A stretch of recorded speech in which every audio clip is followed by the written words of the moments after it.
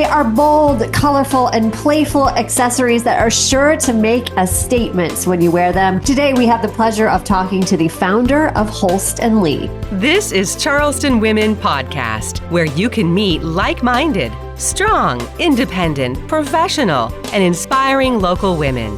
This is Charleston Women Podcast. And now I am thrilled to welcome to the Charleston Women Podcast, the one and only Natalie Holst, who is the founder of Holst Lee. Natalie, thank you so much for being here. Thank you for having me. I'm wearing your jewelry today. I see it on women all over town. For someone who is not familiar, first of all, with your brand, it brings such joy to people. What is Holst Lee? So Holst Lee started almost 13 years ago. Well, it's 12 and a half years ago, but I love fashion, art, music, design, and Holst Lee fuses all of those things. And I make pieces that make people feel joy and feel good about themselves and help them express themselves through jewelry and sometimes clothing and other things. And you have the cutest shop in downtown Charleston. But let's go back a little bit because you're working in food and bev. Is that correct? That's right. So I moved to New York when I was 24 and I worked like all good fashion girls. I had a job during the day and a job at night that actually paid the bills. So I was 24. I worked as an intern at Marc Jacobs during the day, and I worked in at one of the busiest restaurants in New York called Pastis at the time. And it was just all about fashion, getting dressed up. It was like the best of New York. It was such a good education in how to dress. And that's kind of where I started the fusion of the two, the nightlife, restaurant world and the fashion world. So I would wear things that I created to work. And that's kind of how Holst Lee was born, because people responded to what I was making. Yeah. So I'm wearing one of your magnetic necklaces and you have the bracelets too. Is that how you started with the very unique magnetic clasp? Was that your first kind of dip into jewelry? Yeah. So I went out to the Hamptons for a summer. I worked at this place called the Surf Lodge, which was so fun. It's like it was a 3-month, Hamptons job where I ran I was the maitre d' at the restaurant, ran the restaurant.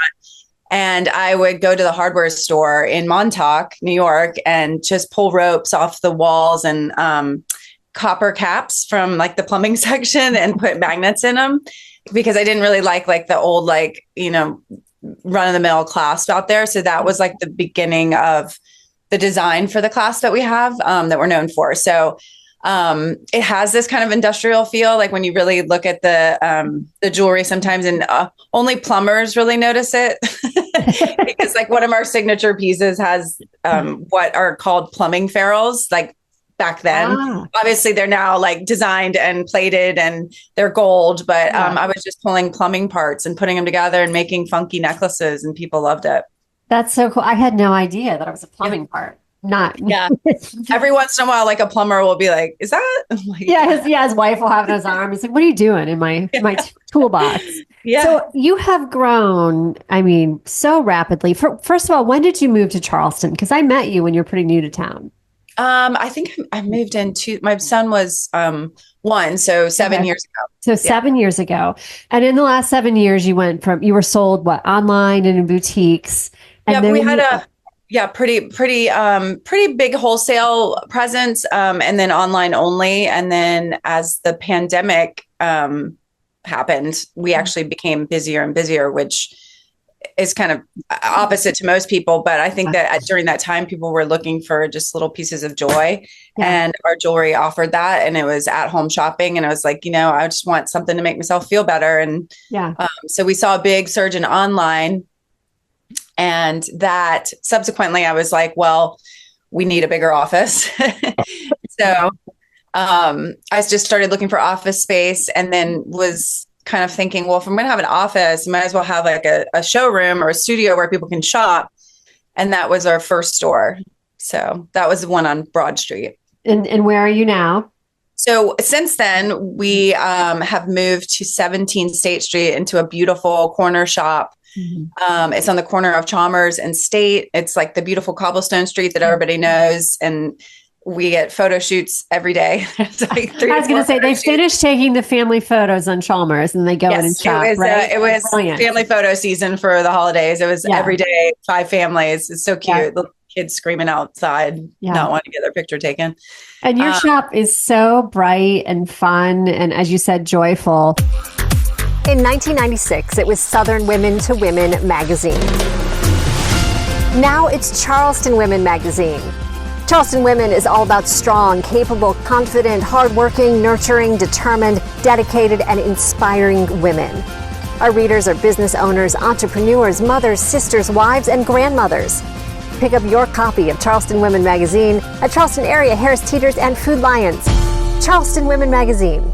We are Charleston Women. You're listening to the Charleston Women podcast. As far as what you offer, you have gone way beyond just your original magnetic clasps. What else do you have in stock right now? So it's just kind of been like an evolution of what came natural with the shop. I had a bunch of charms that were laying in the back for years. I mean, I did so much development throughout the years of, different collections, and I had collected those. And at the old shop on Broad Street, I was like, maybe I'll put some of these charms out and see if people like respond to them. Yeah. And they did. And obviously just the timing, like the confluence of like charm necklaces being all the rage and having all those things put out, it's just been really cool. So the in-store experience at the State Street location has been really fun. So it's not just like coming in and shopping for jewelry and shopping for things. It's like actually coming in, building necklaces, building charm necklaces, you can make earrings, you can make bracelets. And then we have our whole line of jewelry as well in the store. And then we also I pepper in things that I like other women designers. There's collaborations, there's, makers from all over that make things that I don't make, like candles, or we have Ash and Vine, which is a local, the candle.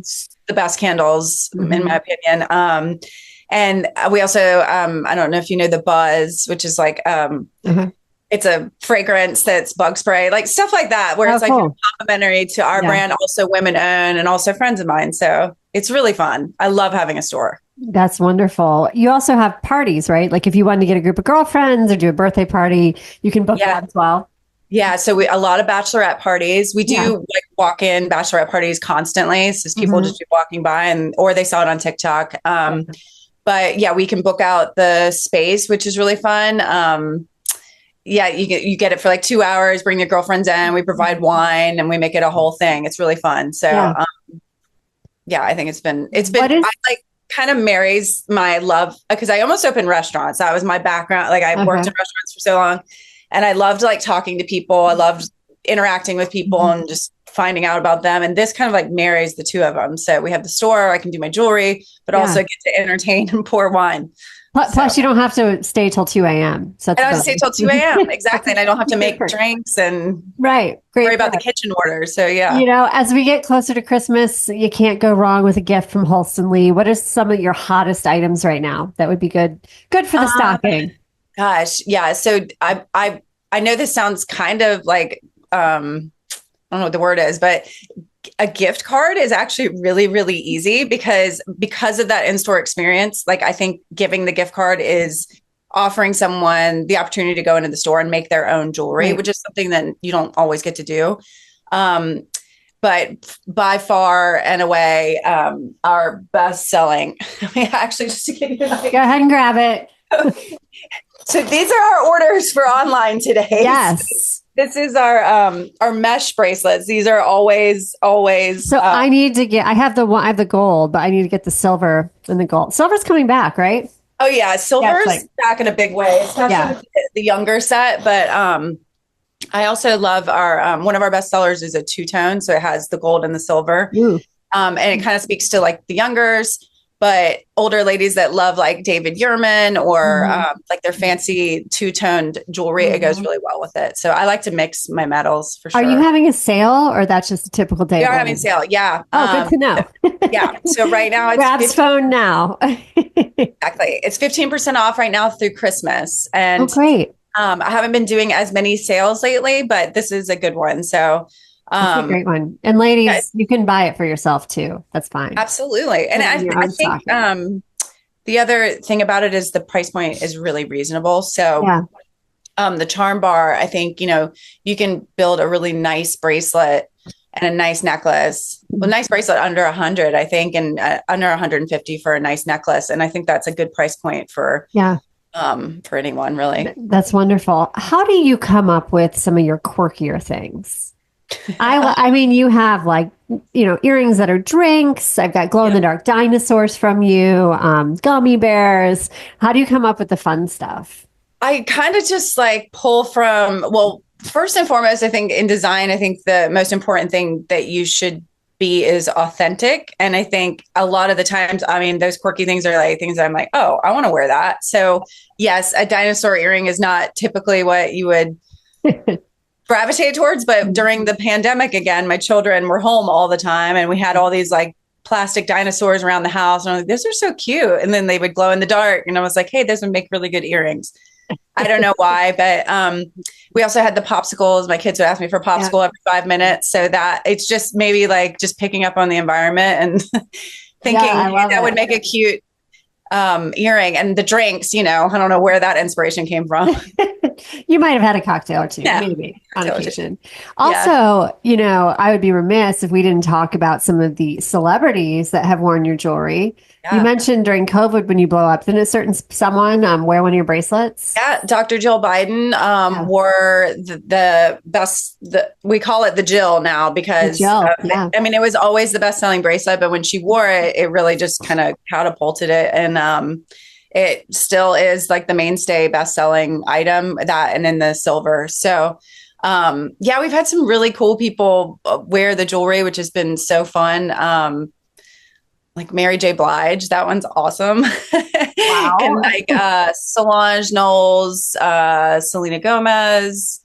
One of the coolest ones that I kind of forgot about until the other day, TLC, which I would I used to listen to. TLC was decked out. Not Lisa Lefta, she's not there anymore, but TNC were wearing it. So that one was cool. Just really Melissa McCarthy, just fun people, I mean, you say it so casually, it's cool. It's cool to see it in magazines, just how stylists take it and what they do with it. And, when you create something and then it resonates and just put out there.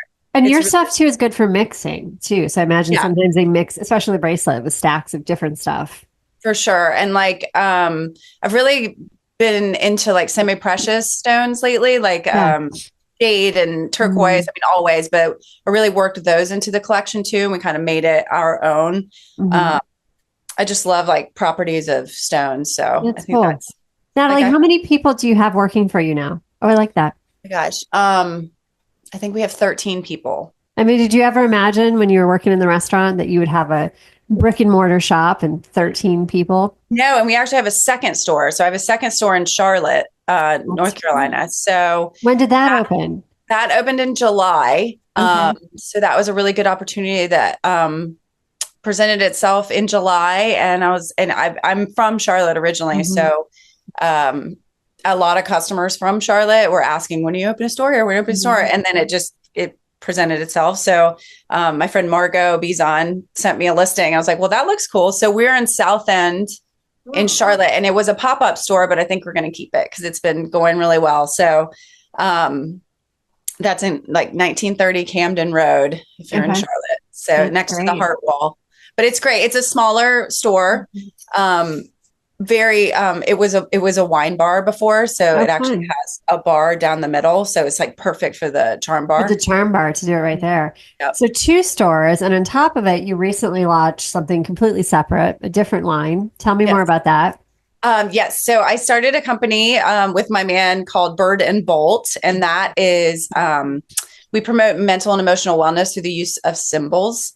So we have sweatshirts, T-shirts, and hats that are supposed to arrive today, actually. I was waiting for you to pull the hat. Yeah, I know.